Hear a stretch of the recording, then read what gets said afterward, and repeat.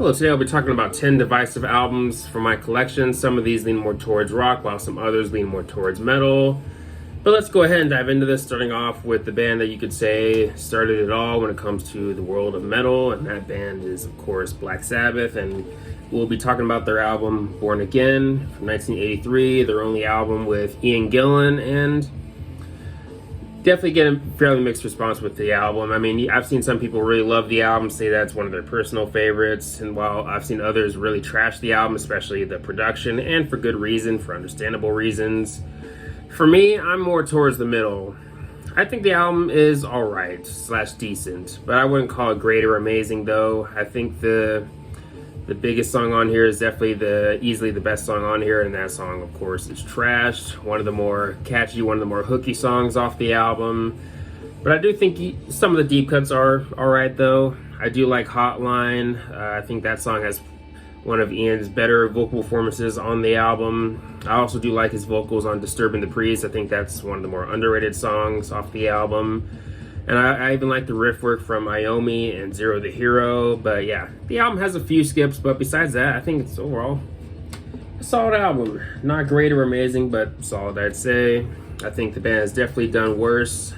But now we're moving to you can maybe say the band that started it all when it comes to nu metal, and that band is, of course, Korn. But we'll be talking about their album Untitled from 2007.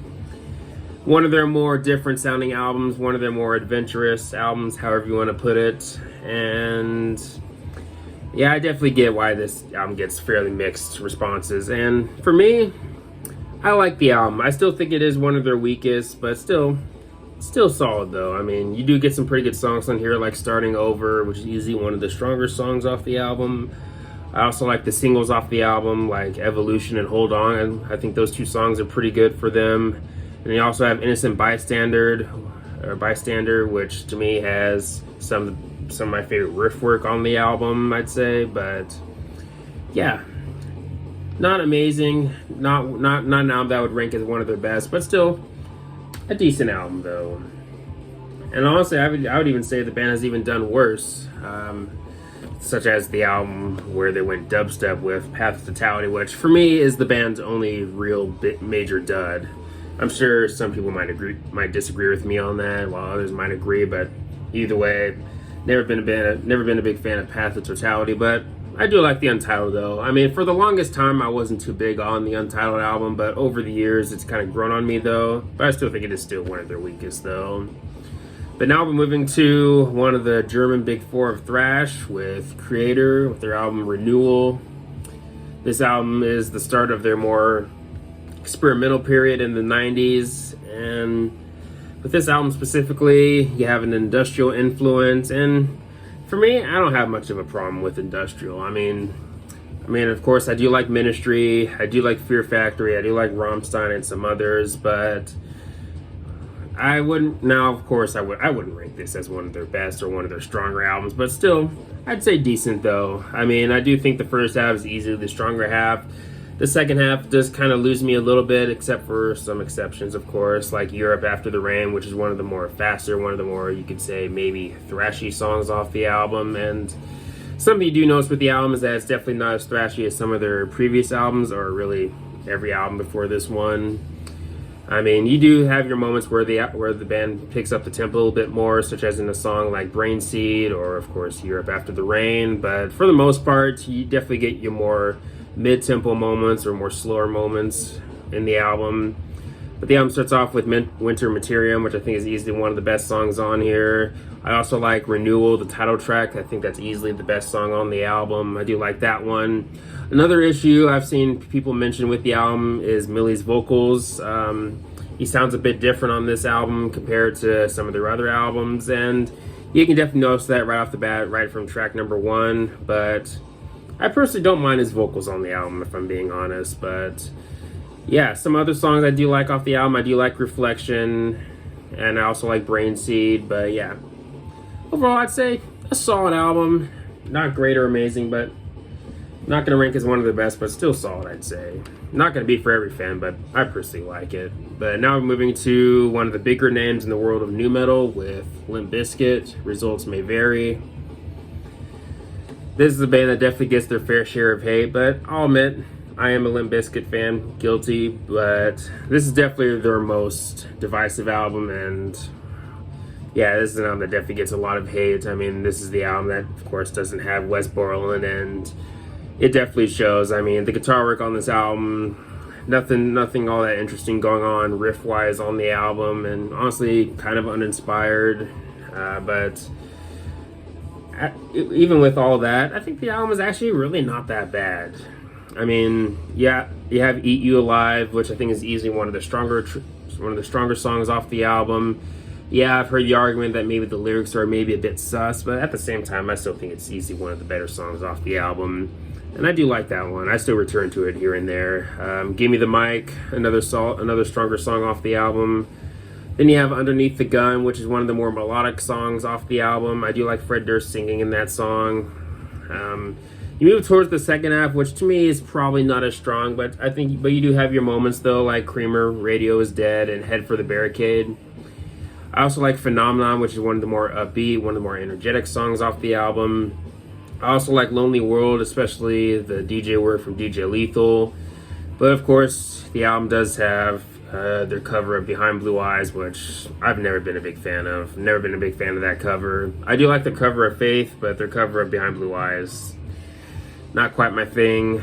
But yeah, the album does have some skips, a few skips for me, but still, again, I don't think it's really that bad, to be honest. But still probably their worst, though. But next we're moving to something a bit heavier, moving back to the 90s with Machine Head, The Burning Red. So this is their third album, produced by Ross Robinson, which is of course a big name in the world of nu metal. And I mean, of course, he worked with Limp Bizkit, Korn, Slipknot, and many other bands. But with this album, they worked with Ross Robinson, and it definitely shows. I mean, with this album, the Machine Head goes in a more nu metal direction, and it definitely really divided the fans, and it's still divisive to this day. I mean, of course, you definitely get your share of love from some fans with this album, but you definitely still get plenty of people that still really hate the album and what direction they went on the album too, and for understandable reasons. But for me, I actually like the album. I mean, if I were to rank the Machine Head albums, it's probably more towards the bottom half or more towards the middle for me. But even with that said, I still think this is a solid album, though. I mean, I actually don't mind Rob's rapping on the album. I mean, I wouldn't call his rapping great or amazing by any means, but I personally don't mind his rapping, such as in songs like "Desire to Fire" and "From This Day," which is some of the more nu metal sounding songs off the album. I do like the heaviness that you do get, such as in a song like "The Blood, the Sweat, the Tears." I also like "Devil with the King's Card" and "Nothing Left." I'm not a big fan of "Message in a Bottle." "Exhale the Vial" I think is one of the stronger songs off the album, but yeah, "Burning Red," not as bad as some people make it out to be, in my opinion. The next we'll be moving to one of the biggest names in the world of metal in general. That band is, of course, Metallica. We'll be talking about their album "Load" from 1996. I mean, the Black Album already divided the fans with it being a bit more commercial, but this album definitely divided fans even more, not only with the music, but also with their new look at the time. And I'll admit, I like the album. I mean, if I were to rank their albums, it probably would be more towards maybe the middle or maybe somewhere in the bottom half. But I do still like the album, though. I mean, probably an album that could benefit from some trimming, though.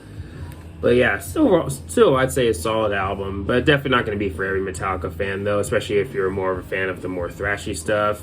But of course, I do still think their first four albums are still the best. But even with that said, I do still like "Load." Some of my favorites on here: 2x4, "King Nothing," which I think is easily the best of the singles off the album. I do like "Until It Sleeps," and I think you do get some pretty good melody in a song like "Bleeding Me." But I'm not a fan of everything, though, on this album. I mean, "Hero of the Day," I know that song does have its share of fans, but I've never been a big fan of "Hero of the Day." Kind of makes me sleepy, if I'm being honest. Then you also have "Poor Twisted Me," which, if I'm being honest, probably one of the band's worst songs. I think that song is definitely poo-poo.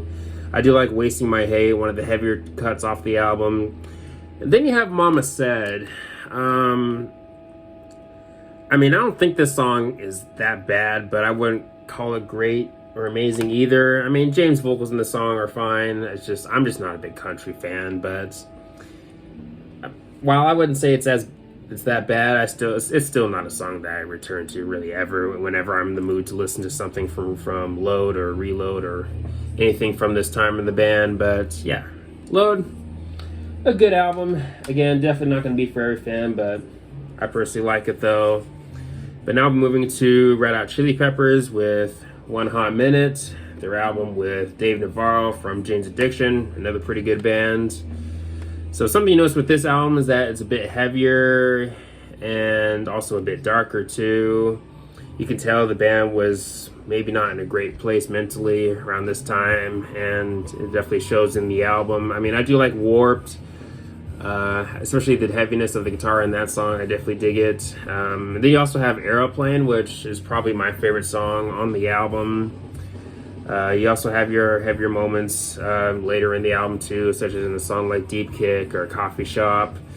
I'm not a fan of everything on here, but honestly, I don't think this album is as bad as some fans make it out to be. And some people point to it as their worst. I personally disagree. I do think the band has done worse than this, but One Hot Minutes, while I'd say maybe not one of the best, I still think it's actually decent though.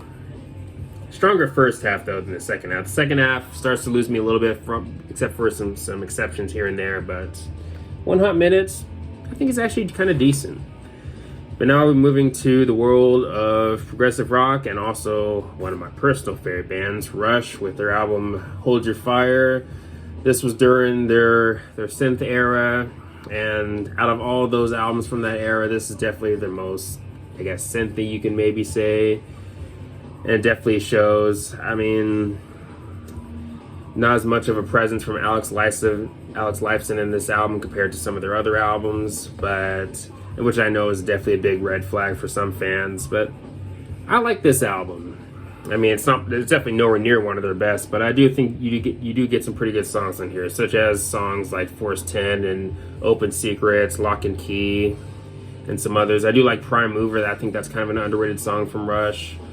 And I even like Time Stand Still. Even the female vocalist in that song I do like. But yeah.